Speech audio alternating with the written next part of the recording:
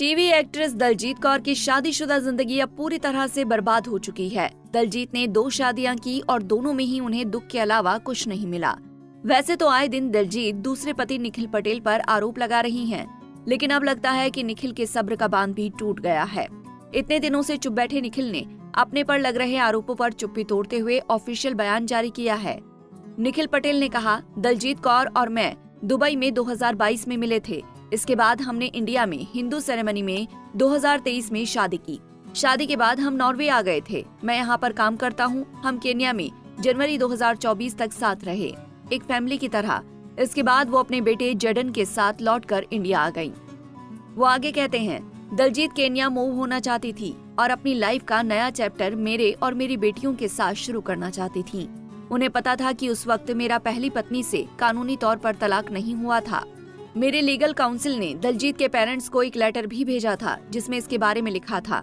वो लोग इस शादी के लिए तैयार हो गए थे, इसीलिए शादी हिंदू सेरेमनी में हुई, गुरुद्वारा या मंदिर में नहीं।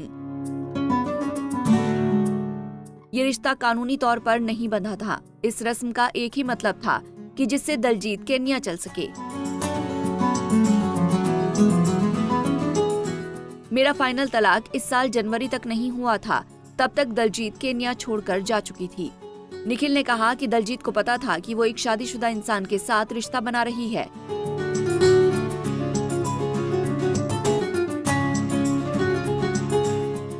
दलजीत ये जानती थी कि मैं पहले से शादीशुदा हूँ और वो अब मुझ पर चीटर का टैग लगा रही हैं और ये दावा कर रही हैं कि मेरा एक्स्ट्रा मैरिटल अफेयर चल रहा है। निखिल ने यह भी कहा कि दलजीत के केन्या छोड़ने के कई हफ्ते बाद भी वो उनसे संपर्क में थे। रोजाना बातचीत होती थी। दलजीत कई बार वीडियो और फोन कॉल पर उनसे गाली गलौज करती थी।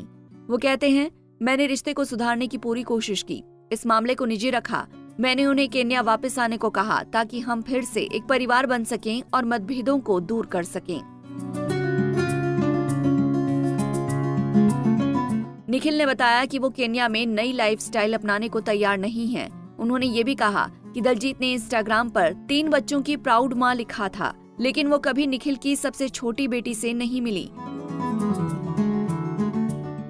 निखिल कहते हैं कि 2 अगस्त को उनके जन्मदिन पर दलजीत ने उनके खिलाफ FIR दर्ज करवाई। अपने पहले पति के खिलाफ भी यही रणनीति इस्तेमाल की थी। FIR में झूठा दावा किया कि वो NRI हैं, जबकि निखिल ब्रिटिश नागरिक हैं। वो आखिर में गुजारिश करते हैं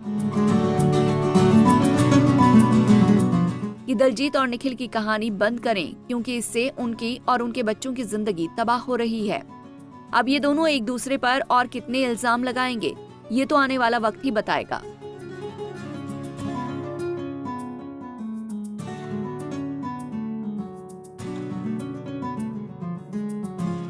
ऐसे ही और वीडियोस के लिए आप नारी के पेज को YouTube पर सब्सक्राइब, फेसबुक पर लाइक